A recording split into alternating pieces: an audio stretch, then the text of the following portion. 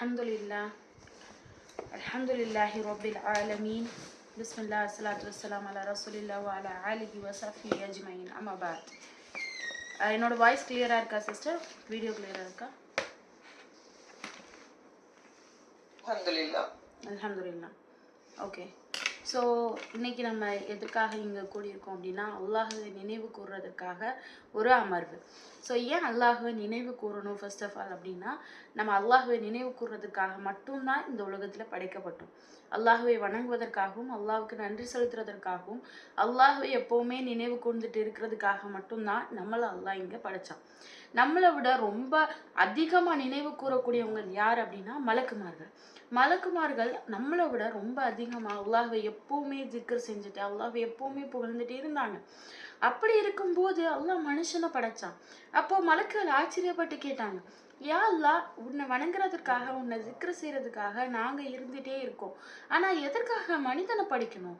அந்த மனிதன் உன்னை வணங்கி உன்னை புகழ்ந்துட்டே இருக்கிறது இல்லை, அவன் என்ன செய்ய போறான்னா உலகத்துல ரத்தம் சிந்த போறான் அப்படின்றத நீ எங்களுக்கு சொல்லி கொடுத்த அப்படின்னு சொல்லிட்டு அல்லாஹ்வை கொஸ்டின் கேட்காங்க. அப்போ ஆதம் அலைஹிஸ்ஸலாமை அல்லாஹ் காட்டுறான். அல்லாஹ் ஆன்சர் பண்ணல. என்ன ஆன்சர் பண்ணல? இவங்க இதெல்லாம் பண்ணுவாங்க, இவங்க இப்படியெல்லாம் இருப்பாங்க அப்படின்னு அல்லாஹ் ஆன்சர் பண்ணல. அல்லாஹ் ஆதம் அலைஹிஸ்ஸலாமை ஜஸ்ட் காட்டுறான், இவங்கள பாருங்க அப்படின்னு. ஆதம் அலைஹிஸ்ஸலாமை கூப்பிட்டு நீங்க இந்த பெயர்கள்லாம் சொல்லுங்க அப்படின்னு சொல்றான். அப்போ அல்லாஹ் அவங்களுக்கு சொல்லி கொடுத்துருந்தா முன்னாடியே, அதனால அவங்க அந்த பெயர்கள்லாம் ரொம்ப ஈஸியாக சொல்லிட்டாங்க. இப்போ மலக்குகளை பார்த்து அல்லாஹ் கேட்குறான், இப்போ பாருங்க அப்படின்னு சொல்லும்போது மலக்குகள் சொன்னாங்க, யா அல்லாஹ், நாங்கள் எதையுமே அறிந்தவங்க இல்லை, நிச்சயமா நீயே அறிந்தவன் அப்படின்னு சொல்லிட்டாங்க. ஸோ இப்போ இந்த கேப்புக்குள்ளே நடந்த விஷயம் என்ன அப்படின்னா, அல்லாஹ் கற்றுக் கொடுத்ததுல இருந்து அல்லாஹ் நமக்கு சில விஷயங்களை கற்றுக் கொடுத்துருக்கான். அதுல இருந்து நம்ம எப்படி வெளிப்படுத்துறோம் அப்படின்றத பொறுத்து தான் மலக்குகள்ல இருந்து நம்ம வேறுபடுறோம். அப்படிதானே? மலக்குகள் எப்பவுமே அல்லாஹ் சொல்லி கொடுத்தது எதுவோ அதை மட்டுமே செய்யக்கூடியவங்க. ஆனா மனிதர்கள் அல்லாஹ் சொல்லி கொடுத்த அந்த கைடன்ஸை எடுத்துக்கிட்டு அதுல இன்னும் அதிகமா அல்லாஹ்வுக்கு பிடிச்ச மாதிரி விஷயங்களை செய்யக்கூடியவர்கள். அந்த ஒரு காரணத்தை அதை அல்லாஹ் விரும்புறனாலதான் மனுஷனே அல்லாஹ் இந்த உலகத்துல படைச்சான். அப்ப நான் என்ன செய்யணும் அப்படின்னா, அல்லாஹ் சொன்ன விஷயங்களை தெரிஞ்சுக்கிட்டு அதன் மூலமா இன்னும் அல்லாஹ்வை எப்படி சந்தோஷப்படுத்துறது, இன்னும் அல்லாஹ்வை எப்படி நெருங்குறது அப்படின்றத நான் செய்யணும். அந்த ஒரு நோக்கத்துக்காக தான் மனுஷன் அல்லாஹ் படைச்சான். இந்த சூரியனும் சந்திரனும் இந்த பூமியும் இந்த உலகத்துல இருக்கக்கூடிய எல்லா விஷயங்களும் எல்லாமே அல்லாஹ்வுக்கு அடிபணியுது. அப்படிதானே? நமக்கு தெரியும் தானே? இது அல்லாஹ்வுக்கு முழுசா கட்டுப்படக்கூடியதா இருக்குது. காலையிலையும் மாலையிலையும் விக்ர் செய்யக்கூடியதா, அல்லாஹ்வை வணங்கக்கூடியதாக இருக்கு. ஆனா மனிதன், அல்லாஹ் அவனுக்கு எல்லா அறிவையும் கொடுத்தான், எல்லா நலவுகளையும் கொடுத்தான், எல்லா ரிசுக்கையும் கொடுத்தான், நியாமத்தையும் கொடுத்தான். ஆனா அல்லாஹ்வுக்கு மாறு செய்யறான். ஸோ அப்போ என்னுடைய நோக்கம் என்னவா இருக்கணும் அப்படின்னா, என்னுடைய படைப்போட நோக்கம் என்ன, பர்பஸ் என்ன அப்படின்னா, நான் அல்லாஹ்வை புகழ்றது, அல்லாஹ்வுக்கு நன்றி செலுத்துறது, அல்லாஹ்வை வணங்குறது. இதை தவிர வேற ஒன்றும் இல்லை அப்படின்றத புரிஞ்சுக்கிறது தான் நம்ம மனிதர்கள் அப்படின்னு அல்லாஹ் நமக்கு கொடுத்த இன்டெலிஜென்ஸை யூஸ் பண்றதுக்கான ஒரு ரிசல்ட்டாக இருக்கும் இன்ஷா அல்லாஹ். ஸோ அதன்படி அந்த ஒரு காரணத்துக்காக அல்லாஹை பற்றி தெரிந்து கொள்றதுக்காகவும் அல்லாஹுவை நினைவு கூறுறதுக்காகவும் அல்லாஹை நன்றி செலுத்த வேண்டிய விதத்தில் நன்றி செலுத்துறதுக்காகவும் இங்கே அல்லாஹ் பற்றி தெரிஞ்சுக்கிறதுக்காக நம்ம கூடியிருக்கோம். அல்ஹம்துலில்லாஹ், நம்ம எல்லார் மீதும் அல்லாஹுடைய கருணையும் அல்லாஹுடைய பரக்கத்தும் அல்லாஹுடைய மன்னிப்பும் அல்லாஹ் ஆக்கி அருள்வான் இன்ஷா அல்லாஹ். இந்த கூட்டம் எப்படி இந்த நேரத்தில் ஒன்று சேர்ந்திருக்கோ இதைவிட சிறந்ததாக மறுமையில் ஜன்னத்தில் உயர்ந்த ஜன்னமான ஜன்னத்துல் ஃபிர்தௌஸ்ல அல்லாஹ் நம்மளை ஒன்று சேர்ப்பான் இன்ஷா அல்லாஹ். ஸோ இன்னைக்கு டாபிக்குள்ளே நம்ம வந்துடலாம். இன்னும் டாபிக் உள்ள போகலாம். ஸோ டாபிக் என்ன அப்படின்னா, நம்மளோட ரிஸ்கை எப்படி அதிகப்படுத்துறது அப்படின்ற டாபிக். ஏன்னா நமக்கு ரொம்ப பிடிச்ச விஷயம் தானே. இந்த துவா கேட்டால் இந்த விஷயம் நடந்துரும், இந்த ஜிக்ர் செஞ்சால் 100 தடவை இதை சொன்னால் அல்லாஹ் அதை கொடுத்துருவான், 40 நாள் தஹஜ்ஜுத் தொழுதா அது கிடைச்சிரும் அப்படின்னு சொல்லிட்டு நம்ம ரொம்ப அந்த ரிஸ்க்குக்காக நம்ம கேட்டுகிட்டே இருப்போம். எதெல்லாம் நம்ம ரிஸ்க் அப்படின்னு சொல்லுவோம்? கொஞ்சம் யோசிச்சு பாருங்க. எதெல்லாம் நம்ம ரிஸ்க் அப்படின்னு நம்ம சொல்றோம் இந்த உலகத்துல? இதுதான் ரிஸ்க் அப்படின்னு நம்ம சொன்னோம் அப்படின்னா எதெல்லாம் இருக்கும்? ஃபர்ஸ்ட் ரிஸ்க்னு சொன்ன உடனே நமக்கு தோன்றது என்ன? நீங்க பேசணும்னா பேசலாம், ஆனா பேசிட்டீங்கன்னா மைக் ஆஃப் பண்ணிடுங்க இன்ஷா அல்லாஹ். ரிஸ்க் அப்படின்னு சொன்ன உடனே உணவு, அப்புறம் சொல்லுங்க எதெல்லாம் ரிஸ்க், எதெல்லாம் நமக்கு அதிகப்படுத்தணும்? ஆரோக்கியம் அதிகப்படுத்தணும், குழந்தை செல்வம், இன்னும் முக்கியமான விஷயம் வரலையே, நம்மளோட செல்வம் ரிஸ்க் தானே. ஸோ ரிஸ்க் அப்படின்னு சொன்ன உடனே நமக்கு தோன்றது என்ன அப்படின்னா, நம்மளோட செல்வம், நம்மளோட ஆரோக்கியம், பிள்ளை செல்வம், அப்புறம் எது எதெல்லாம் வந்து இந்த உலகத்தில் எனக்கு சந்தோஷத்தை கொடுக்குமோ, பெருமையை கொடுக்குமோ, அது எல்லாமே நம்ம வந்து எதிர்பார்ப்போம். நமக்கு கிடைக்கணும். காரு, கேஷு, அப்புறம் வந்து நல்ல வீடு, பெருசாக பேலஸ் மாதிரி ஒரு வீடு, அப்புறம் வந்து நல்ல வெல்த் இருக்கணும், பெருமை இருக்கணும். அதாவது நிறைய ஆளுங்க முன்னாடி நான் ஒரு பெரிய ஆளாக இருக்கணும், பதவி இருக்கணும். இதெல்லாம் வந்து ரிஸ்க் அப்படின்னு நம்ம சொல்லுவோம். இதைத்தான் ரிஸ்க் அப்படின்னே சொல்லுவோம். யாரெல்லாம் எங்களுக்கு ரிஸ்க்காய் அதிகரிப்பாயாக அப்படின்னு நம்ம கேட்குறோம் அப்படின்னாலே நம்ம எதை மென்டாலிட்டியில் வச்சு கேட்போம் அப்படின்னா, நம்மளுடைய செல்வம், எனக்கு பிள்ளைங்களை கொடு, அப்புறம் எனக்கு கார் கூட எல்லாம், எனக்கு வந்து சொந்த வீடு கூட எல்லாம், அது கூட எல்லாம், இது கூட எல்லாம் அப்படின்னு சொல்லி கேட்போம். இது கேட்குறதுல எந்த ஒரு தப்புமே கிடையாது. ஏன்னா ரசூல் ஸல்லல்லாஹு அலைஹி வஸல்லம் சொன்னாங்க, நீங்கள் அல்லாஹ் கிட்ட கேட்கும்போது ஒரு குழந்தைய போல கேளுங்க. குழந்தைக்கு வந்து குழந்தை எப்படி கேட்கும், எனக்கு வேணும், இது வேணும், இது வேணும் அப்படின்னு சொல்லி கண்டினியூஸாக கேட்டுகிட்டே இருக்கும் தானே. அது மாதிரி நீங்கள் அல்லாஹ் கிட்ட கேளுங்க, அது அல்லாஹ்க்கு பிடிக்கும். அல்லாஹ் அர் ரஹ்மான் அர் ரஹீமா இருக்கா. ரஹீம் அப்படின்னா என்னன்னா, அல்லாஹ் நம்ம அல்லாஹ் கிட்ட கேட்கலன்னா அல்லாஹ் கோச்சுப்பாங்க, என்ன இவன் கேட்கவே இல்லை அப்படின்னு. இதெல்லாம் வந்து ஜஸ்ட் வந்து சும்மா இன்ஃபர்மேஷனாக கேட்டுட்டு போகாதீங்க. கொஞ்சம் யோசிச்சு பாருங்க. இங்கே நிறைய தாய்மார்கள்லாம் இருப்பாங்க, குழந்தைங்கள்லாம் இருக்கும் நமக்கு. இல்லை நம்ம குழந்தையா இருந்தப்ப யோசிச்சு பாருங்களேன். அம்மா வந்து நமக்கு கொடுக்கறதுக்காக தான் சாப்பாடெல்லாம் வாங்கிட்டு வருவாங்க. இப்போ நீங்கள் வந்து உங்கள் குழந்தைங்களுக்கு கொடுக்கறதுக்காக ஒரு ஐஸ்கிரீம் வாங்கி வைக்கிறீங்க அப்படின்னா, அதை வந்து நீங்களே கொடுக்கறத விட உங்கள் குழந்தை அம்மா எனக்கு ஐஸ்கிரீம் வேணும் வேணும் அப்படின்னு கேட்டு கொடுக்கும்போது எவ்வளோ ஒரு சந்தோஷமாக இருக்கும்.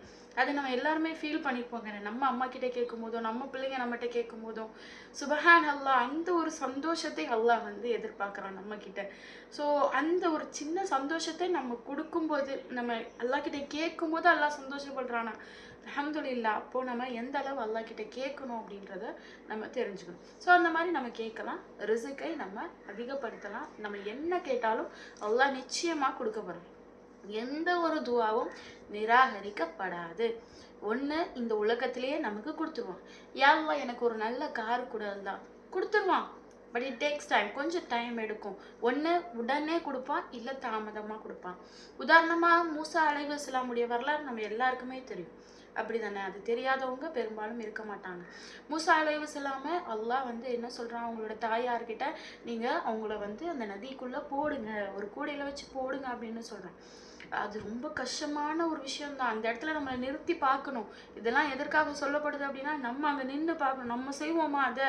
இன்னைக்கு ஒரு சின்ன விஷயம் தான் சொல்கிறான்ல, ஆனால் அதவே நம்மளால கேட்க முடியல. ஆனால் உன் பிள்ளை எடுத்துகிட்டு போய் தண்ணிக்குள்ளே போடு அப்படின்னு சொன்னால் நம்ம செஞ்சுருவோமா? ஆனால் அவங்க செஞ்சாங்க. என்னன்னு செஞ்சாங்க, அல்லாஹ் அவங்களுக்கு நம்பிக்கை கொடுத்தா, உன் பிள்ளைய நான் ரிட்டர்ன் கொண்டு வருவேன் உங்ககிட்ட அப்படின்னு. அந்த நம்பிக்கையில் அவங்க போட்டாங்க. அந்த குழந்தைக்கு பால் ஊட்டக்கூடிய, அரண்மனையில் வாழக்கூடிய, அந்த அரண்மனையிலேயே அந்த தாயும் கூட இருக்கக்கூடிய ஃபிரௌன் கிட்ட எல்லா ஆண் மக்களும் இறந்த நிலையில் அந்த ஒரு ஆண் பிள்ளையை மட்டும் அல்லாஹ் காப்பாற்றினான், உடனே காப்பாற்றினான். இதுதான் துவாவுடைய மகிமை. ஸோ கேட்ட உடனே கொடுத்துருவான். இதே மாதிரி தான் யூசுப் அலைஹிஸ்ஸலாமுடைய தந்தை யாக்கூப் அலைஹிஸ்ஸலாம், அவங்களும் நபிமார் தான், அவங்களுடைய தந்தையும் நபி தான். நபிமார்கள் தெரியும் அல்லாஹ் கிட்ட ரொம்ப இணக்கமானவங்க, என்ன கேட்டாலும் அல்லாஹ் கொடுத்துருவான். ஆனால் யாக்கூப் அலைஹிஸ்ஸலாம் பற்றி யோசிச்சு பாருங்க. தன்னுடைய மகனை தொலைச்சிட்டாங்க, அவங்க உயிரோடு இருக்காங்க அப்படின்றது அவங்களுக்கு தெரியும், ஆனால் எப்போ பார்க்க போகிறோம் அப்படின்றது அவங்களுக்கு தெரியாது. அப்போ துவா செய்கிறாங்க.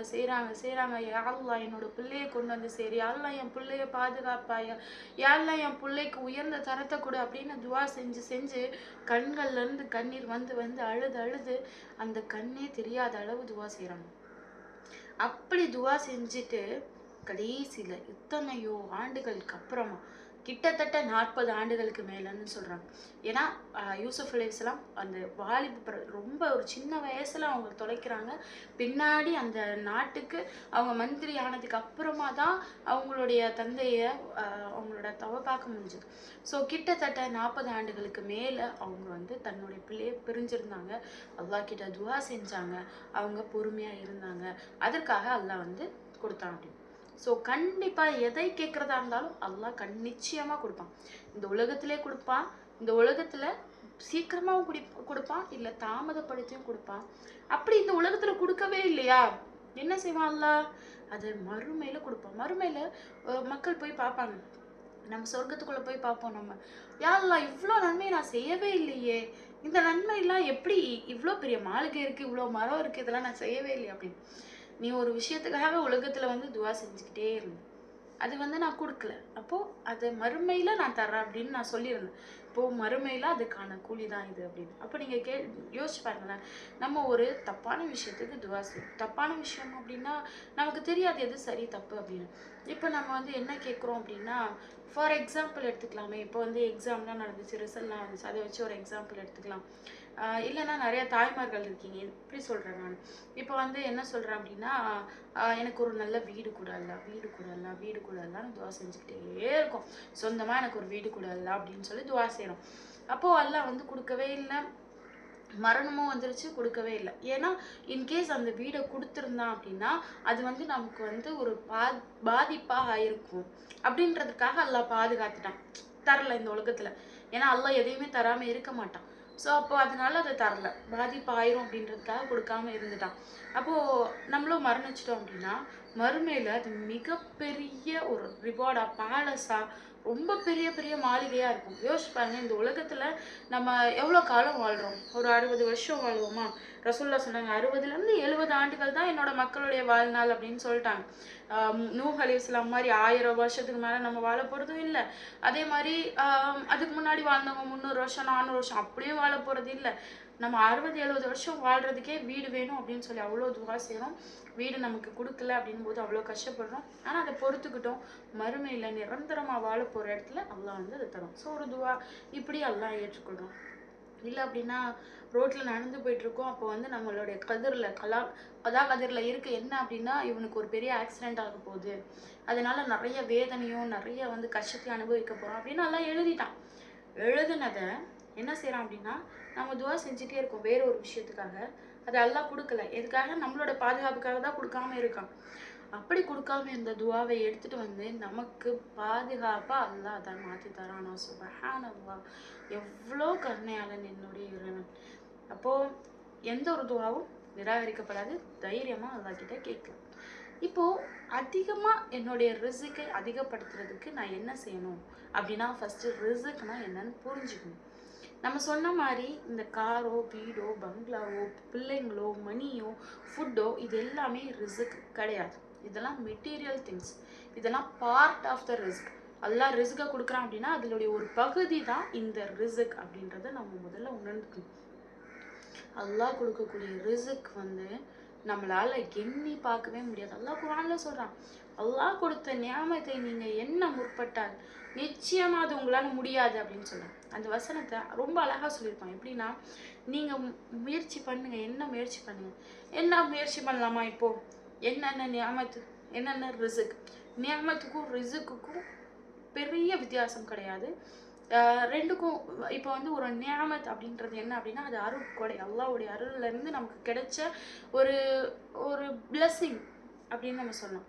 ரிஸ்க் அப்படின்றது என்ன அப்படின்னா, அந்த மனிதனுக்கு அது உண்டு அப்படின்னு அல்லாஹ் வரையறுத்திருந்தா அதுதான். ஸோ ரெண்டு பெரிய வித்தியாசம்லாம் இல்லை. இப்போ அல்லாஹ் ரிஸ்கை வந்து நமக்கு கொடுக்குறான், ரஸாக். அதை வந்து கிஃப்டா நமக்கு கொடுக்குறான், அதுதான் நியாமத். அல்லாஹ் அல் வஹாபா கிஃப்டா நமக்கு நிறைய விஷயங்கள் கொடுக்குறான், அதுதான் ரிஸ்க் அப்படின்னு நம்ம சொல்றோம். இப்போ பார்த்தீங்க அப்படின்னா இந்த ரிஸ்க் நமக்கு இதெல்லாம் வந்து ஒரு பார்ட் ஆஃப் த ரிஸ்க். இப்போ நம்ம நியமத்தை கவுண்ட் பண்ண போகிறோம். சரி, என்னென்ன நியமத்தை அல்லாஹ் நமக்கு கொடுத்துருக்கா அப்படின்னு சொல்லிட்டு ஜஸ்ட் கவுண்ட் பண்ணி பார்க்கலாம். ஃபர்ஸ்ட் ஆஃப் ஆல் நம்ம உயிர் வாழ தேவையான ரிஸ்க் என்னென்ன அப்படின்னா, நம்மளோட மூச்சு காற்று. ஏன்னா நம்மளோட உயிரும் ரிஸ்க் தானே இந்த உலகத்தில் நமக்கு. ஸோ நம்மளுடைய மூச்சு காற்று, எவ்வளோ நம்ம மூச்சு காற்று, இந்த மூச்சு காற்றுக்கு நம்ம அல்லாஹ்வுக்கு நன்றி செலுத்த முடியுமா? இதை கவுண்ட் பண்ண முடியுமா? எவ்வளோ மூச்சு காற்று நம்ம வந்து இன்ஹேல் பண்ணி எக்ஸேல் பண்ணுறோம், எவ்வளோ காலம் உயிர் வாழ்கிறோம், எவ்வளோ ஹார்ட் பீட் இருக்குது. ஒரு நிமிஷத்துக்கு ஹார்ட் பீட் அப்படின்னு நம்ம சொல்ல முடியும், 70 டைம்ஸ் அப்படின்னு நம்ம சொல்லிடலாம். அது ஒரு நிமிஷம், ஒரு மணி நேரம், ஒரு நாள், நம்ம வாழ்நாளோட பகுதி எல்லாத்துக்கும் கவுண்ட் பண்ணோம் அப்படின்னா அதை கவுண்ட் பண்ணி நம்மளால முடிக்கவே முடியாது. அதே மாதிரி நம்மளுடைய கண் பார்வை, அதே மாதிரி நம்மளுடைய செவிப்புலன், நம்ம கேட்கக்கூடிய அந்த திறன், நம்மளோட பல்லு, நம்மளோட நாக்கு, நம்மளுடைய உணவு டைஜஷன் ஆகுறது, நம்மளோட வாழ்க்கை, இந்த மாதிரி ஒரு சின்ன சின்ன சின்ன விஷயமும் அல்லாஹ் நமக்கு கொடுத்த ரிஸ்க். அப்படி தானே? ஸோ இதெல்லாம் தாண்டி ஒரு நிரந்தரமான ஒரு ரிசுக்கையும் அல்லாஹ் நமக்கு கொடுத்துருக்கான். அதுக்கு எந்த அளவு நன்றி சொன்னாலும் அல்லாஹ் வந்து போதவே போதாத நம்ம அல்லாஹ்வுக்கு நன்றி செலுத்தணும்னா அதுதான் இந்த ஈமான் அப்படின்ற ரிசுக். இந்த உலகத்தை ஜஸ்ட் அப்படியே திரும்பி பாருங்களேன். நம்ம பக்கத்து வீடு, ஏத்து வீடு சுற்றி பாருங்க. எல்லாருமே மக்கள் தான், எல்லாருமே அல்லாஹ் படைச்சவங்க தான், எல்லாருமே அல்லாஹ்வுக்கு விருப்பமானவங்க தான். ஆனால் அவங்களுக்கெல்லாம் கொடுக்காத மிகப்பெரிய ரிசுக்கை அந்த மற்ற ரிசுக்கெல்லாம் இப்போ வந்து ஒரு கார் கொடுத்தானா அதை எடுத்துக்கிறதுக்கு அல்லாஹ் வந்து எடுத்துப்பான் சில நேரம். அது சோதனையாக நமக்கு. ஒரு வீடு கொடுத்தானா சில நேரம் எடுத்துப்பான், இல்லை உணவு கொடுக்குறான் சில நேரம் கொடுக்காம இருப்பான், நல்ல உடை கொடுக்குறான் கொடுக்காம இருப்பான். ஆனால் இந்த ஈமானை அல்லாஹ் நமக்கு கொடுத்து அதை இன்னும் நமக்கு வச்சிருக்கான்ல, இது எவ்வளோ பெரிய ரிசுக். நான் முதல்ல இந்த ரிசுக்கை உணரணும். ஏன்னா மக்கள்கிட்ட போயிட்டு நம்ம சொல்கிறோம் நீங்கள் அல்லாவுக்கு நன்றியோடு இருங்க. இப்போ நான் ஃபர்ஸ்ட் ஆஃப் ஆல் சொன்னேன் இல்லையா, அல்லாவுக்கு நன்றி செலுத்துறதுக்காக, அல்லாவை வணங்குறதுக்காக, அல்லாஹ்வை புகழ்றதுக்காக தான் இந்த உலகத்தில் இருக்கோம் அப்படின்னு சொல்லிட்டு இப்போ நம்ம வந்து ஃபஸ்ட்டு சொன்னோம் நான் அல்லாவுக்கு நன்றி செலுத்துங்க அப்படின்னு சொன்னோம் அப்படின்னா நன்றி செலுத்த எனக்கு என்ன இருக்குது? ஒரு நல்ல வீடு இல்லை, ஒரு நல்ல வாழ்க்கை இல்லை, ஒரு நல்ல வண்டி இல்லை, ஒரு நல்ல கார் இல்லை, எதுவுமே இல்லை, எனக்கு எதுவுமே நல்லதே கொடுக்கல அல்லாஹ், நான் எதுக்கு நன்றி செலுத்தணும்? அல்லாஹ் மேலே எனக்கு இப்படியெல்லாம் 4 விழாவின்காக சொல்லக்கூடிய மக்கள் இருக்காங்க. ஆனால் நம்ம முதல்ல புரிஞ்சுக்கணும் எதெல்லாம் ரிசுக் அப்படின்னு. ஸோ இதெல்லாம் ரிசுக், அல்லாஹ் நமக்கு கொடுத்த ரிசுக். இந்த ஈமான் மிகப்பெரிய ரிசுக். நம்மளால ஃபஜருக்கு எழுந்து தொழ முடியுதா? அது மிகப்பெரிய ரிசுக். நம்மளால தொழுகைக்கு அப்புறம் திக்ர் செய்ய முடியுதா? அல்லாஹ்வை நினைவு கூற முடியுதா? மிகப்பெரிய ரிசுக் அது. நம்ம ஒரு சோதனைக்கு அப்புறமா அல்ஹம்துலில்லாஹ்னு சொல்றோமா, அந்த சோதனையை பொருந்திக்கிறோமா, அது மிகப்பெரிய ரிசுக்.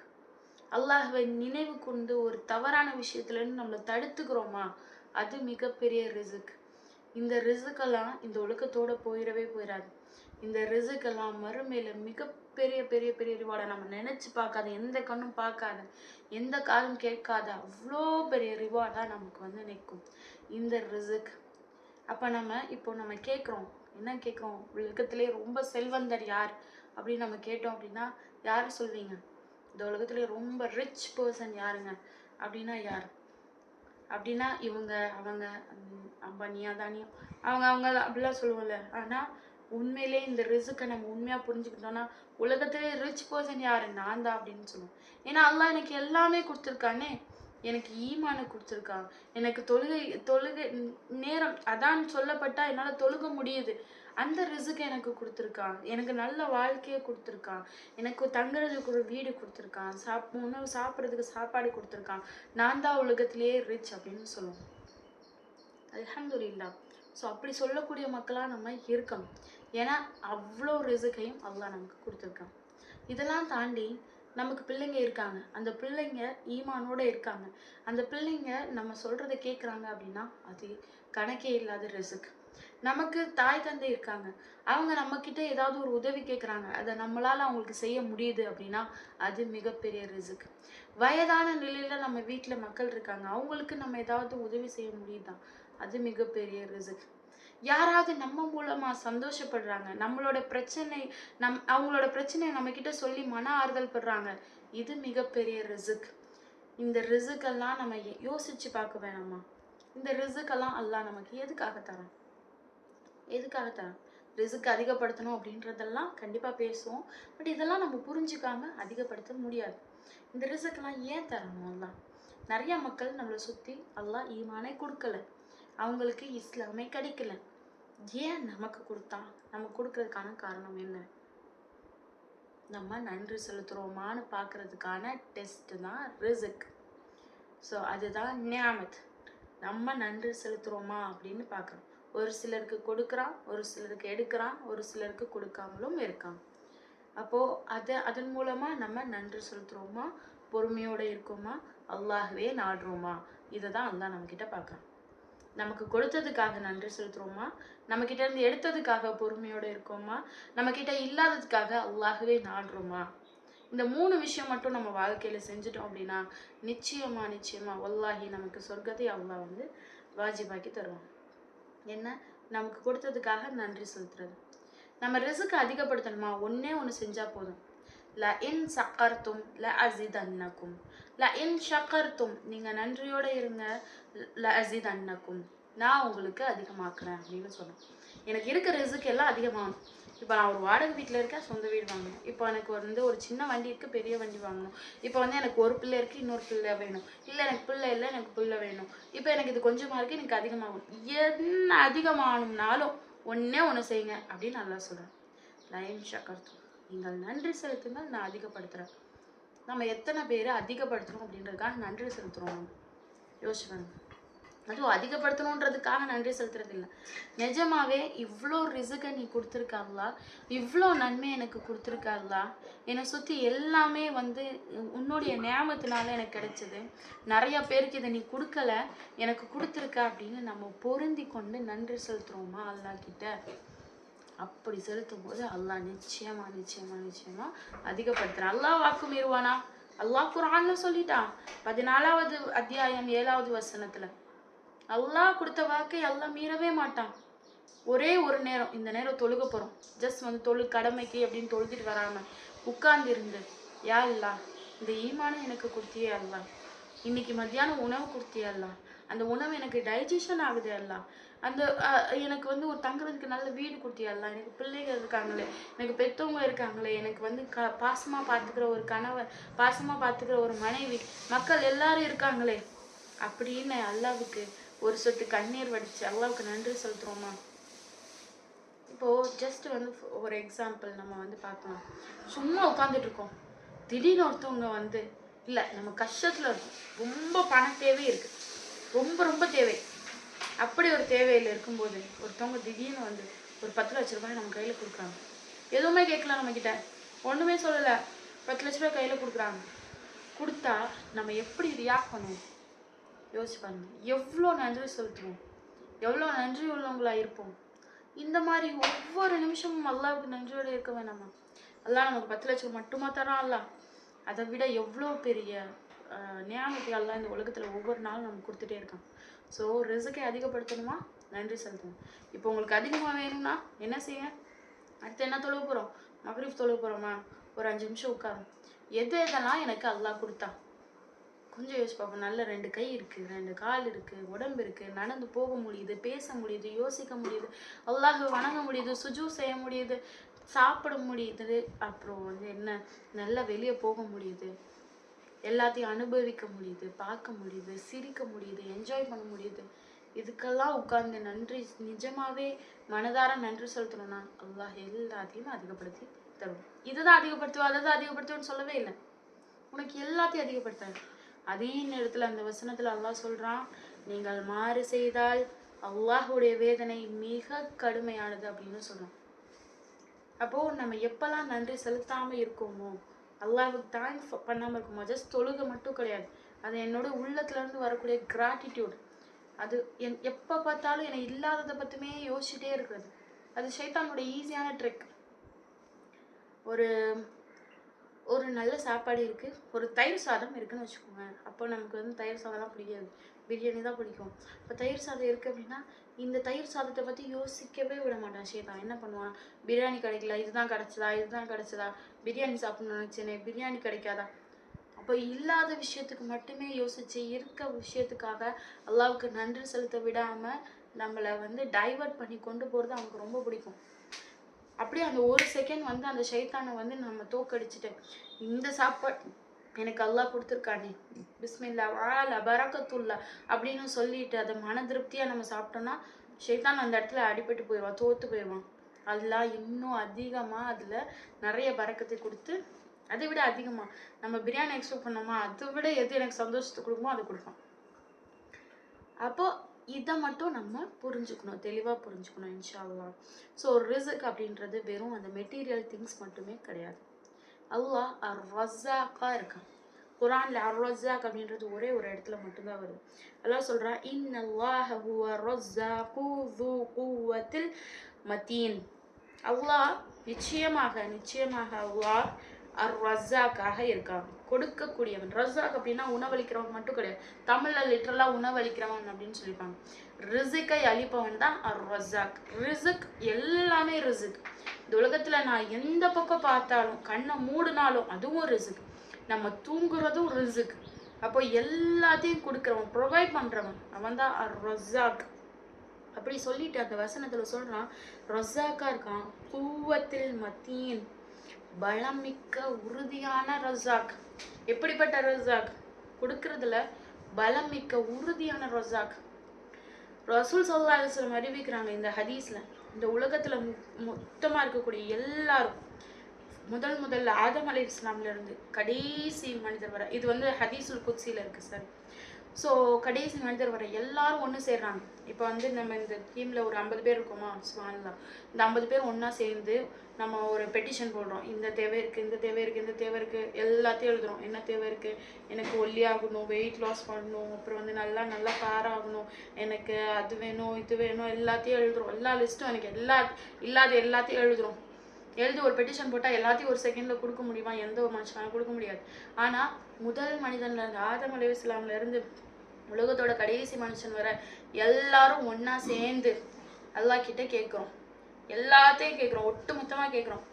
அந்த ஒட்டுமொத்த தேவைகளையும் அல்லாஹ் நிறைவேற்றிடுறான். அந்த செகண்டை கேட்ட உடனே அல்லாஹ் நமக்கு நிறைவேற்றிடுறான். அப்படி நிறைவேற்றும் போது சொல்லி காட்டுறாங்க ரசூல்லா, ஒரு நீடில் ஒரு என்ன சொல்கிறது, ஒரு ஊசியை எடுத்து கடலில் முக்கி அதை நம்ம எடுத்தோம்னா அந்த ஊசியில் எவ்வளோ தண்ணி மிஞ்சிருக்கும்? மிஞ்சிருக்கவே மிஞ்சிருக்காது. அதோட சூடு மட்டும்தான் இருக்கும், அந்த தண்ணியோட அந்த சாயல் மட்டும்தான் இருக்கும். அந்த அளவு கூட அல்லாஹ்வுடைய அந்த தகுதியில தரஜால குறைவே ஏற்படாது அப்படின்னு சொல்றாங்க. அல்லாஹு அக்பர். அவ்வளோ பெரிய ரஸாக் அல்லாஹ், அவ்வளோ உறுதியான ரஸாக், அவ்வளோ மிக்க என்ன சொல்றது, பலம் மிக்கவன் அல்லாஹ். அப்படி தேவைகளை அல்லாஹ்வுடைய தரத்துலேருந்து எதுவுமே குறையாது. அப்போ நம்ம கேட்க கேட்க கேட்க கேட்க அல்லாஹ் கொடுத்துக்கிட்டே இருந்தாலும் அல்லாஹ் குறைய மாட்டான். ஆனால் நம்மளோட மென்டாலிட்டி எப்படி தெரியுமா? நமக்கு வந்து நம்ம இப்போது அல்லாஹ் கிட்ட என்ன வேணும் கேளுங்க அப்படின்னு உடனே கேட்ட உடனே நம்ம கேட்குறது என்ன தெரியுமா? இது மட்டும் போதும் அல்லாஹ், இது மட்டும் கொடுத்துரு அல்லாஹ், இது மட்டும் போதும் அல்லாஹ். ஏன் இன்னும் கேட்கலாமே, இன்னும் அதிகமாக கேட்கலாமே? ஒரு வீடு பார்த்தோன்னா இது மாதிரி ஒரு வீடு இருந்தால் போதும், ஏன் இதை விட பெரிய வீடு கிடைச்சா என்ன, அது கேட்கலாமே. எல்லாம் கொடுக்குறவன் தானே. ஏன்னா நமக்கு அல்லாஹ் மேலே அந்த இடத்துல நம்பிக்கை இல்லைன்னே சொல்லணும். அதனால தான் அப்படி கேட்குறோம்.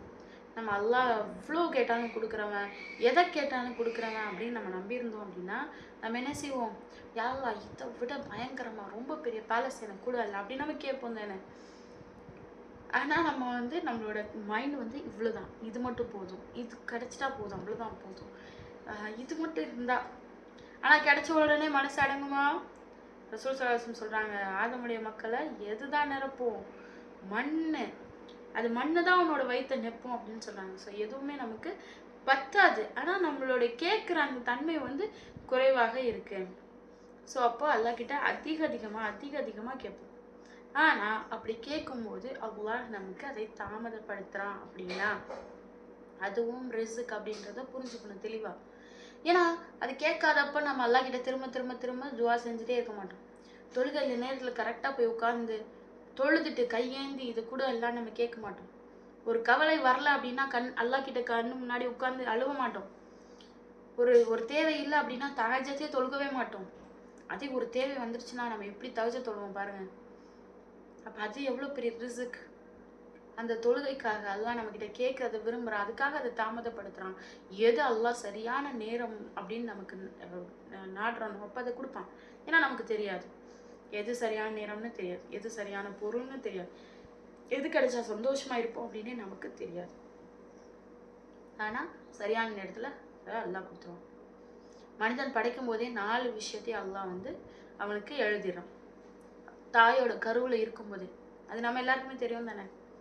அவனுக்கு என்ன ரிஸ்க் கலக்கப்படுது, எவ்வளோ உணவு, எவ்வளோ உடை, எவ்வளோ வந்து செல்வம் கொடுக்கப்படுது, எல்லாத்தையும் எழுதிடும். அதில் கொஞ்சம் கூட மாறாது. 2வது அவன் எப்போ இறக்க போகிறான், அதில் ஒரு நொடி முந்தவோ ஒரு நொடி பிந்தவோ படாது. அவன் எவ்வளோ நன்மை தீமைகளை செய்ய போகிறான், எவ்வளோ நன்மை தீமை, அவனோட டீட்ஸ், அவனோட அமல் என்ன அப்படின்றது எழுதப்படும். 4வது விஷயம், அவன் சொர்க்கத்துக்கு போவானா நரகத்துக்கு போவானான்னு இல்லை. ஆக்சுவலாக அந்த ஹதீஸை நம்ம தெளிவாக படிக்கணும்.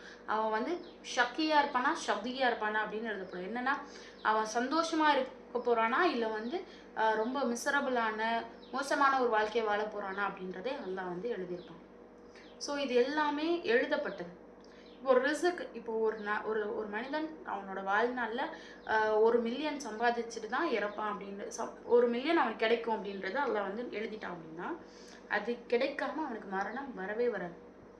மரணம் தொண்டைக்குள்ளே அடையாது, அவனோட ரிஸ்க்கே அவன் அடையிற வரையும். ஆனா அதை அடையக்கூடிய வழியை மனிதன் தேர்ந்தெடுத்துக்கான். இப்போ நான் நன்மை எதிர்பார்த்து அல்லாஹ் கிட்ட கேட்டு நான் ஹலாலை மட்டும்தான் செய்வேன் அப்படின்னா அதை ஹலாலான முறையில் அல்லாஹ் தருவான். தராம மரணத்தை தரவே மாட்டான். அதே நேரத்துல ஹராமான வழியில தேடிக்கிறான்னு வச்சுக்கோங்களேன். இப்போ வந்து இவங்கெல்லாம் ஹராம செய்யறாங்க ஆனால் நல்லா தானே வாழ்றாங்க, அப்ப நானும் ஹராம செய்ய போறேன் அப்படின்னு ஹராமான பாதையில அவன் போக ஆரம்பிச்சிட்டான் அப்படின்னா, அதை தேட ஆரம்பிச்சிட்டான் அப்படின்னா அப்பயும் அதை தருவான்ல. அப்பயும் அதை தராம அவனுடைய உயிர் போகாது. ஸோ இந்த பாதையை நம்ம தேர்ந்தெடுத்துக்கணும். அதனாலதான் அல்லாஹ் கிட்ட என்ன கேட்குறோம்? ஃபாத்திஹா சூரால திரும்ப திரும்ப திரும்ப திரும்ப என்ன கேட்குறோம்? இஹ்தின சிராத்தல் முஸ்தகீம், நேரான பாதையில நடத்து அல்லாஹ். டெஸ்டினேஷன் முக்கியம்தான், சொர்க்கமும் நரகமும் முக்கியம். அதை விட ரொம்ப முக்கியமானது எது? எந்த பாதையில நம்ம போறோம், அந்த பாதை உன்னுடைய ஹுதால இருக்கக்கூடிய பாதை, நேரான வழியில இருக்கக்கூடிய பாதையை எங்களுக்கு நடத்து, வழி நடத்து அல்லாஹ் அப்படின்னு நம்ம கேட்கணும். ஸோ இப்போ நமக்கு ரிஸ்க்கு கிடைக்கல அப்படின்னு வச்சுக்கோங்களேன், பெரும்பாலும் நம்ம தாய்மார்கள் கிட்ட ரொம்ப நிறைய விஷயம் பார்க்குறது என்ன தெரியுமா? டக்குன்னு ஒரு கடன் வாங்கி நம்ம பண்ணிக்கலாம், இஎம்ஐல எடுத்துக்கலாம், இல்லை அப்படின்னா அவங்கக்கிட்ட உதவி கேட்கலாம், இவங்க கிட்ட கேட்கலாம், இல்லை அப்படின்னா எதையாவது பண்ணி கொண்டு வா. ஏன்னா பெண்கள் வந்து இன்னும் அதிகமாக பேராசையில் இருக்கிறோம். ஒரு ஆணை விட அதிகமாக பேராசை யாருக்கு இருக்குன்னா பெண்களுக்கு அதிகமாக இருக்கு. ரசூல் ஸல்லல்லாஹு அலைஹி வஸல்லம் சொல்றாங்கல்ல, பெண்களே நீங்க என்ன பண்ணுங்க, நரகத்துல அதிகமா இருக்கீங்க, ஒரு பேரிச்சம்பழத்தையாவது கொடுத்து தர்மம் கொடுத்து உங்களை நீங்க நரக நெருப்புல இருந்து பாதுகாத்து கொள்ளுங்க. எதனால அப்படி? சீக்கிரமா கொடுக்க மனசு வராது. சீக்கிரமா வந்து எல்லாமே எனக்கு செல்வம் வேணும் வேணும் வேணும் அப்படின்ற எண்ணம் வந்து பெண்களுக்கு அதிகமா இருக்கும். அப்போ நம்மளை கரெக்ட் பண்ணிக்கிட்டே இருக்கணும். ஒவ்வொரு நிமிஷத்துலையும் என்ன கரெக்ட் பண்ணணும்? எனக்கு எழுதப்பட்டது நிச்சயமாக வந்தே தீரும், ஆனா அதை நான் ஹலாலான வழியில மட்டும்தான் எடுப்பேன். கடன் ஹலால் தானே அப்படின்னு சொல்லி கேட்கல, கடன் ஹலால் தான், ஆனா அதுக்கு பின்னாடி இருக்கக்கூடிய கஷ்டம். அதனாலதான் ரசூலுல்லாஹ் துவா செஞ்சாங்க, எல்லாம் கடனை விட்டும் எங்களை பாதுகாப்பாயாக. ஏன் கேட்குறாங்க? ஏன்னா அதுக்கு பின்னாடி அவ்வளோ கஷ்டம். கடனோட மரணிக்கிறவங்களுக்கு ஜனாசாவே இல்லை. அப்போ அவ்வளோ கஷ்டமான விஷயத்த நம்ம சர்வசாதாரணமா செய்யக்கூடாது. அப்போ எல்லாமே ஹலாலான முறையில். இன்கேஸ் இதை நான் வந்து செய்யாமல் விட்டுட்டான், இப்போ ஒரு வேலைக்கு போகிற இடத்துல என் பாஸ் வந்து இதை சொல்லி மிரட்டுறான், அப்படி இதை செய்யாமல் இருந்துட்டா இந்த வேலை போயிடுச்சுன்னா நான் என்ன பண்ணுவேன்? இப்படியெல்லாம் ஒரு முஸ்லீம் யோசிப்பானா? யோசிக்க முடியுமா? ஏன்னா அவன் ரஸாக் அல்லாஹ் நம்புறான், அவன் எவ்வளோ கொடுக்குறவன் நம்புறான், அது எப்படி கொடுக்குறவன்றத நம்புறான். அப்படி நம்பும்போது இது இல்லை அப்படின்னா எனக்கு கிடைக்காம போயிருமே அப்படின்னு யோசிக்க முடியுமா? நம்ம கொஸ்டின் கேட்டு பார்ப்போம், நம்மளால இதை யோசிக்க முடியுமா? அப்படி யோசிக்கக்கூடியவங்களா ஒரு முஸ்லீம் இருக்கவே கூடாது. ஏன்னா நிச்சயமா அல்லாஹ் நமக்கு கொடுக்க வேண்டியதை கொடுத்தே தீருவான் அப்படின்றத நம்ம தெரிஞ்சுக்கணும் இன்ஷா அல்லாஹ். ஸோ நமக்கு அல்லாஹ் கொடுக்கறதை தாமதப்படுத்தும் போது நான் தவறான வழியின் பக்கம் கூட போயிடக்கூடாது. நம்மளாம் பெரும்பாலும் தவறான வழியில போக மாட்டோம். அல்ஹம்துலில்லாஹ் அல்லாஹ் பாதுகாக்கக்கூடியவனாக இருக்கான், நம்ம பாதுகாத்துக்கொள்வோம். ஆனா நம்மளுடைய மனசு இருக்குல்ல, அதுதான் கொஞ்சம் ரொம்ப கஷ்டமான விஷயமா இருக்கு. அது கிடைக்கிறதுக்குள்ள இது அப்படி ஆயிருமோ, அது அப்படி ஆயிருமோ, இது இப்படி நடந்துருமோ, அது அப்படி நடந்துரும் அப்படின்னு நம்ம பேசக்கூடிய வார்த்தைகள், நமக்கு தோணக்கூடிய எண்ணங்கள், இதெல்லாம் ரொம்ப அதிகமாக அளவே இல்லாமல் இருக்கும். நம்ம ஒரு விஷயம் எல்லாம் நமக்கு கொடுத்த ரிஸ்கை எடுத்தான்னு வச்சுக்கோங்க, நேகத்தை எடுத்தான்னு வச்சுக்கோங்களேன், நம்மளால அதை பொறுத்துக்கொள்ளவே முடியாது, பொறுத்துக்கவே முடியாது. நம்ம பேசக்கூடிய பேச்சுக்கள், நம்மளுடைய வார்த்தை, நம்மளுடைய செயல், அது எல்லாமே அது அல்லாவுக்கு மாறு செய்யக்கூடியதாக இருக்கும். அல்லாஹ் பாதுகாக்கணும். அப்போ அந்த நேரத்துல நான் வந்து தெளிவா புரிஞ்சுக்கணும், எனக்கு அல்லாஹ் கொடுக்க போதுமானவன், எனக்கு எது எழுதப்பட்டதோ அதை நிச்சயமா தருவான் அப்படின்னு. இப்போ எழுதப்பட்டது தான் தர்றான். இப்போ வந்து நம்ம இப்போ வந்து யோசிக்கலாம், இப்போ வந்து எனக்கு வந்து வாழ்நாளில் வந்து இப்போ ஒரு 10 லட்சம் தான் கிடைக்கும்னு எழுதியிருக்கான் அப்படின்னா நான் என்னதான் பண்றது, எவ்வளோ கேட்டாலும் கொடுக்க மாட்டானே அப்படின்னு. அல்லாஹ் ரஸாக்கா இருக்கான். அதை தாண்டி ஒரு இப்போ 10 ரூபாய் நம்ம கொடுத்தோம் அப்படின்னா, யா அல்லாஹ் இதுல எனக்கு பரக்கத்தை கொடு அப்படின்னு நீங்க கேளுங்க, அந்த அபிவிருத்தி அல்லாஹ் கொடுக்கும். இப்போ வந்து மாசம் 1 லட்ச ரூபாய் சம்பாதிக்கணும், 1 லட்ச ரூபாய் சம்பாதிச்சு அதில் வந்து 95,000 ரூபாய் செலவாயிடுதுன்னு வச்சுக்கோங்க. இதில் என்ன பரக்கத்? 1,00,000 ரூபாய் வெறும் பெருமைக்கு சொல்லலாம், நான் 1,00,000 ரூபாய் சம்பாதிக்கிறேங்க வெளியே அப்படின்னு சொல்லி பெருமையாக சொல்லலாம்.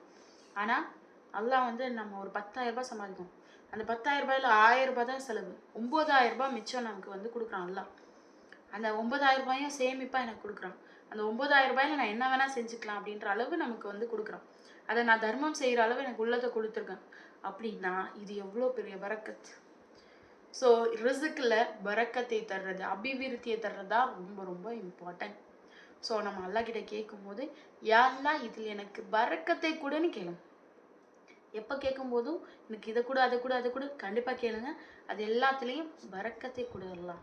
அப்போ உள்ளத்தில் எனக்கு பரக்கத்தை கொடு அப்படின்னு கேட்கும்போது என்ன எண்ணம் தோணணும்?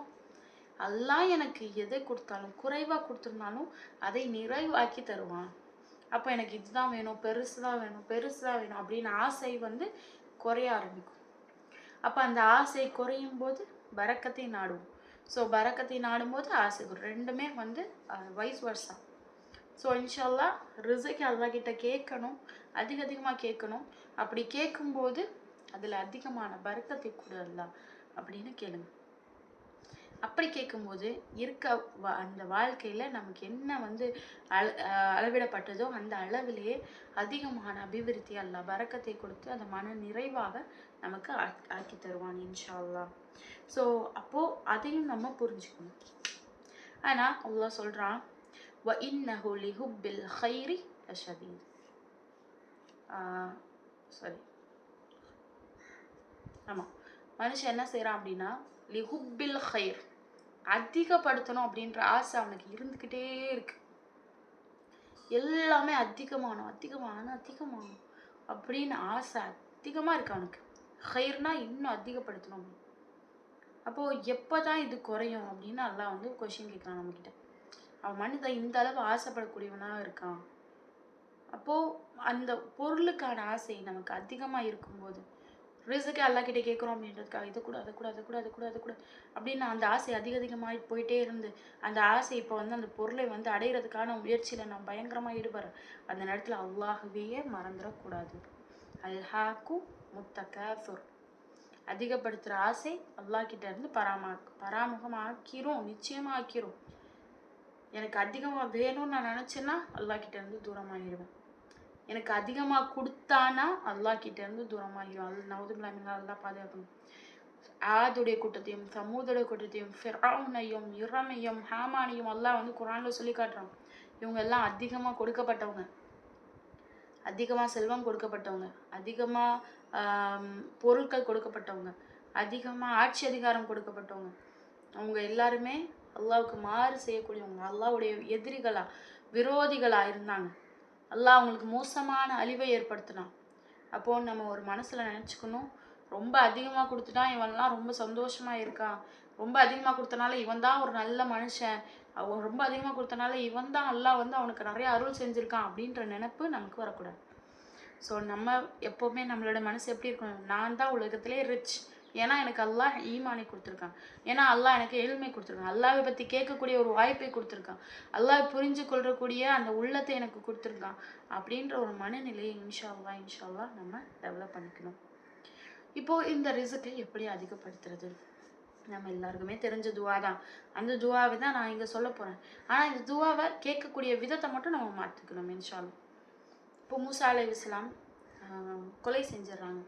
அந்த கொலை கூட நியாயமான கொலை தான். பட் அவங்க வந்து அந்த இடத்துல கொலை செஞ்சுட்டு இருக்க முடியாது, அதனால் தப்பிச்சு வந்துடுறாங்க. தப்பிச்சு வந்து ஒரு இடத்துல மரத்துக்கு அடியில் உட்காந்துருக்காங்க. இப்போ யோசிச்சு பாருங்க, இந்த பக்கம் போனால் அந்த ஃபிரௌன் வந்து அவங்கள மூசா அலைஹிஸ்ஸலாமை பிடிச்சிருவான். பிடிச்சி என்ன செய்வான் அப்படின்னா தண்டனை கொடுத்துருவான். அப்போ அந்த பக்கமும் போக முடியாது. இந்த பக்கம் போனால் வெறும் வந்து என்ன இருக்குது, பாலைவனம் இருக்குது, ஒரு சாப்பிட்றதுக்கும் வழி இல்லை, எந்த ஒரு அளவுக்கும் வழியே இல்லாத ஒரு இடம். மத்தியானை நோக்கி அவங்க போயிட்டு இருக்காங்க. அந்த பாதையில் அவங்க உட்காந்துருக்காங்க. உட்காந்துருக்கும் போது அல்லாஹ் கிட்ட கேட்குறாங்க. என்ன துவா கேட்டாங்க நம்ம எல்லாருக்குமே தெரியும். ரப்பி இன்னி லிமா அன்சல்த இலைய மின் ஹைரின் ஃபகீர். யா அல்லாஹ் எங்களோட ரிஸ்கை அதிகப்படுத்தி தான். ரப்பி இன்னி நிச்சயமாக நீ, லிமா அன்சல்த, அன்சல அப்படின்னா அதிகப்படுத்தி, அன்சல்த அலைய மின் ஹைர், எதெல்லாம் நலவு இருக்கோ அந்த நலவுகள், எனக்கு எது நலவுன்னு எனக்கே தெரியாதல்லா, இது கொடுத்தா நல்லா இருக்குமா, இது கொடுத்தா நல்லா இருக்குமா எனக்கு தெரியலல்லா, எனக்கு என்னெல்லாம் நலவு இருக்கோ, ஒரு நல்ல வீடு, ஒரு நல்ல மனைவி, ஒரு நல்ல சாப்பாடு, ஒரு நல்ல வேலை, நல்ல உடை, நல்ல இருப்பிடம், எல்லாமே எனக்கு தேவையா இருக்கு, அதனால நீ எங்களுக்கு கொடு. அன்சல்த இலைய மின் ஹைரின் ஃபக்கீர், ஏன்னா நான் ஃபக்கீரா இருக்கேன், தேவையுடையவனா இருக்கேன் அப்படின்னு சொல்லி கேட்டாங்க. அப்போ நம்ம கேட்கும்போது இந்த ஒரு மனநிலையில கேட்கணும். அல்லாஹ் கிட்ட கேட்கும்போது, என்னால் எதுவுமே முடியாத அல்லாஹ், எனக்கு எது சிறந்ததுன்னே தெரியாத அல்லாஹ், ஆனால் உனக்கு தெரியும் எனக்கு எது கொடுத்தா சிறப்பாக இருக்கும் அப்படின்னு. ஸோ எனக்கு பெஸ்ட்டை கொடு அல்லாஹ், அந்த பெஸ்ட்டை கொடு, நான் எப்படி இருக்கேன், தேவையுடையவனா இருக்கேன். ஸோ அந்த ஹம்பிள்னஸோட அல்லாஹ் கிட்ட அல்லாஹ் முன்னாடி கேட்குறேன். நம்மளாம் நினச்சிட்டு இருக்கோம் அல்லாஹ்க்கு வந்து நம்ம கொடுத்து தானே ஆகணும், அல்லாஹ் நம்மளை படைச்சான்ல அப்படின்னு. நமக்கு கொடுக்கணும் அப்படின்ற அவசியம் அல்லாஹ்வுக்கு கிடையவே கிடையாது, எந்த ஒரு அவசியமும் கிடையாது. அல்லாஹ் வஹாபா இருக்கான், அல்லாஹ் வந்து வாரி வழங்குறவனா, கிஃப்ட் கொடுக்குறவனா இருக்கான், அதனால தான் நமக்கு எல்லாத்தையும் கொடுத்துட்டு இருக்கான். அப்போ அதுக்கே நம்ம வந்து வாழ்நாள் முழுக்க நன்றி செலுத்தணும். அப்படி இருக்கும்போது நம்ம அல்லாஹ்வுக்கு ஆர்டர் போட முடியுமா, இது கொடு அது கொடு அப்படின்னு? பணிவான முறையில் யா அல்லாஹ் எனக்கு கொடு, அது அல்லாஹ் விரும்புகிறான். ஒரு ஒரு பணிவான அடியானா இருக்கிறது. ரசூல் ஸல்லல்லாஹு அலைஹி வஸல்லம் சொல்றாங்க, என்ன ரசூல்னு சொல்லுங்க, இல்லை நான் அபதுன்னு சொல்லுங்க. அபதுன்னா அடிமை, நான் அபதுல்லா அப்படின்னு சொல்லுங்க. அல்லாவுக்கு அடிமைன்னு சொல்றதா எனக்கு பெருமைன்னு சொல்றாங்க. அப்போ நம்மளும் அந்த மனநிலையை இன்ஷால்லா டெவலப் பண்ணிக்கணும். அப்படி பணிவோட அல்லாஹ் அடிமைகள் எப்படி கேட்பாங்க, ஒரு எந்த ஒரு அளவு பணிவோட, எந்த அளவு ஹம்பிள்னஸோட, எந்த அளவு ஆசையோட அது கேட்பாங்க, அந்த அளவு நம்மளும் இன்ஷால்லா கேட்க ஆரம்பிக்கணும். இந்த ஒரு துவாவை அதிகமாக கேட்போம். அதே மாதிரி நம்மளுடைய துவாக்கள்ல நீதான் அல்லாஹ் ரஸா கொடுக்குறவன், நீதான் அல்லாஹ் அல் வஹாப் அப்படின்ற நீதான் அல்லாஹ் அல் கரீமா இருக்க அப்படின்னு சொல்லி அல்லாஹ்வுடைய பெயர்களை நினைவு கூர்ந்து நம்ம கேட்போம். அல்லாஹ் சொல்லி காட்டுறான், வஃபி ஸமாஇ ரிஸ்கஹும் வமா துஅதூன், உங்களுடைய ரிஸ்க் மேலே இருக்கு, சமால இருக்கு, வானத்தில் இருக்கு, இங்கே இல்லை அப்படின்னு சொல்லிட்டு. ஸோ அப்போ என்ன அர்த்தம் அப்படின்னா, என்னோட ரிஸ்கை அல்லாஹ் அங்கே தான் வச்சுருக்கான், யார் மூலமாகவும் வராது. இவங்ககிட்ட நம்ம கேட்போமா கிடைக்குமா, அவங்கக்கிட்ட கேட்போமா கிடைக்குமா, இந்த உதவி கேட்போமா கிடைக்குமா, யார்கிட்ட இருந்து வராது. ரிஸ்க் சமால இருக்கு, அல்லாஹ் கிட்ட இருக்கு, அல்லாவோட கையில் இருக்கு, அவன்கிட்ட இருந்து தான் நமக்கு வரும். ஸோ மனிதர்கள் மூலமாக கொடுப்பானே தவிர நம்ம மனிதர்களை நாடணும் அப்படின்ற அவசியம் கிடையாது. ஸோ எப்போ நம்ம கேட்கும்போது, எந்த ஒரு உதவி யார்கிட்டயாவது ஒரு சின்ன உதவி கேட்கும்போது கூட அது அல்லாஹ் கிட்ட கேட்டுட்டு அதுக்கப்புறமா நம்ம அந்த உதவியை கூட கேட்குறதுலேருந்து நம்மளை தடுத்துக்கொள்ளணும். அது எப்படி அப்படின்னா, இப்போ நமக்கு வந்து ஒரு சின்ன தேவை இருக்குது, அந்த தேவையை நிறைவேற்றுறதுக்கு அல்லாஹ் எனக்கு கொடு, ஏன்னா ரசூலுல்லாஹ் அதை நமக்கு இன்சிஸ்ட் பண்ணாங்க. உங்கள் செருப்பு வந்துட்டா கூட அல்லாஹ் கிட்ட கேளுங்க. அப்படின்னா என்ன அர்த்தம், நான் ஃபஸ்ட்டு அதை மற்றவங்க கிட்ட கேட்குறதுக்கு முன்னாடி, நான் கடையில் வாங்க போகிறதுக்கு முன்னாடி ஃபஸ்ட்டு அல்லாஹ் கிட்ட கேட்குறேன். ஸோ எந்த ஒரு தேவை, என்ன விஷயமா இருந்தாலும் அது அல்லாஹ் டைரெக்டாக அங்கே வானத்துலேருந்து எனக்கு கொடுக்கறதுக்கு போதுமானவன், அல்லாஹ் கிட்ட மட்டுமே கேட்போம். யாராலையும் அதை தடுத்துட முடியாது, யாரும் எந்த விதத்துலையும் அதை ஒரு துளி கூட தடுத்துட முடியாது. அந்த நம்பிக்கையோட அல்லாஹ் மேலே முழுசாக நம்பிக்கை வச்சு நம்ம கேட்போம். நம்ம கேட்குறத அல்லாஹ் விரும்புகிறான், அதன் மூலமாக நமக்கு வாரி வழங்க அல்லாஹ் போதுமானவனாக இருக்கான், அல்லாஹ் கொடுக்கறதையும் விரும்புகிறான். அப்படி கொடுத்த ரிஸ்க்குக்காக அதிகமாக அல்லாஹ்வுக்கு நன்றி செலுத்தக்கூடிய மக்களாக நம்ம இருப்போம் இன்ஷா அல்லாஹ். வாஹிர் தவானா அல்ஹம்துலில்லாஹி ரப்பில் ஆலமீன். அஸ்ஸலாமு அலைக்கும் வரஹ்மத்துல்லாஹி வபரகாத்துஹு. அல்ஹம்துலில்லாஹ். ரெண்டு கொஸ்டின் வந்து கேட்குறோம் அப்படின்னு சொல்லியிருந்தாங்க. இந்த கொஸ்டின் கேட்குறது மூலமாக யார் வந்து முதல்ல பதிலளிக்கிறீங்களோ அவங்களுக்கு பரிசுகள் அப்படின்னு சொல்லியிருக்காங்க. ஸோ ஃபஸ்ட்டு கொஸ்டின் என்னன்னா, ரொம்ப ஈஸியாக தான் நான் எடுத்திருக்கேன். ஃபஸ்ட்டு கொஸ்டின் என்ன அப்படின்னா, என்ன செஞ்சால் உங்களுடைய செல்வத்தை அதாவது செல்வம் இல்லை அதிகப்படுத்துறதாக அல்லாஹ் சொல்கிறான், அந்த வசனத்தை மென்ஷன் பண்ணுங்க. நான் சொல்லியிருந்தேன் தானே, என்ன செய்கிறதன் மூலமாக அல்லாஹ் அதிகப்படுத்துகிறான், அதுக்கான குர்ஆன் வசனத்தை நான் சொன்னேன், அந்த வசனத்தை நினைவு கூர்ந்து அது சொல்லுங்கள். கொஞ்சம் கஷ்டமாக தான் இருக்கும், அதை கொஞ்சம் ரீகால் பண்ணிங்க அப்படின்னா நமக்கு ஞாபகம் வரும். அந்த வசனத்தை சொல்லுங்கள். ரெண்டாவது விஷயம், ஒரே ஒரு துவா தான் நம்ம பார்த்தோம், அந்த துவா என்ன அப்படின்றதையும் இன்ஷா அல்லாஹ் சொல்லுங்கள். அல்ஹம்துலில்லாஹ்.